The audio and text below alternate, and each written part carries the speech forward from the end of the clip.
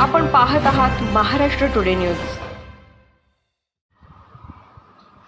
जालना तालुक्यातील रामनगर साखर कारखान्यातून 8 किलो 182 ग्रॅम वजनाच्या गांजासह 7,32,640 रुपये किमतीचा मुद्देमाल जप्त केला असून 2 आरोपी जेरबंद करण्यात आलेत। ही कारवाई स्थानिक गुन्हे शाखेने 28 मार्च 2024 रोजी सायंकाळी 7 वाजण्याच्या सुमारास कारखाना परिसरातील हॉटेल लंका पॅलेस समोर करण्यात आली असल्याची माहिती शुक्रवार दिनांक 29 मार्च 2024 रोजी सकाळी 11 वाजता स्थानिक गुन्हे शाखेचे पोलीस निरीक्षक रामेश्वर खनाळ यांनी दिली आहे।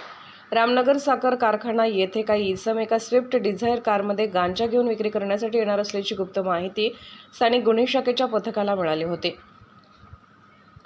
त्यामुळे स्थानिक गुन्हे शाखेचे पोलीस निरीक्षक रामेश्वर खनाळ यांनी त्यांच्या पथकासह 28 मार्च रोजी सायंकाळी 7 वाजण्याच्या सुमारास रामनगर साखर कारखाना येथे छापा मारला। यावेळेस जालना मंठा रोडवरील हॉटेल लंका पॅलेसच्या समोर उभा असलेल्या एका पांढऱ्या रंगाच्या स्विफ्ट कार क्रमांक 413361 संशयित कार मिळून आली। त्यामध्ये गणेश गोपीनाथ सोळुंके राहणार सोयंजना तालुका परतूर जिल्हा जालना, प्रदीप सीताराम फुलमाळे साठेनगर परतूर, लोकमान्य टिळक नगर पाडा नंबर 5 ठाणे असे 2 आरोपी पॅकिंग केलेल्या गांजासह मिळून आले। दोन्ही आरोपींच्या ताब्यातून 8 किलो 182 ग्रॅम गांजा वाहतूक करण्यासाठी वापरलेली कार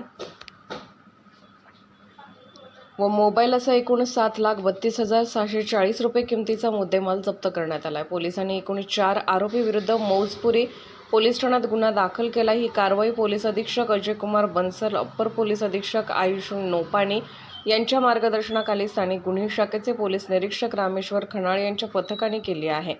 महाराष्ट्र टुडे मराठीसाठी विलास गायकवाड, जालना।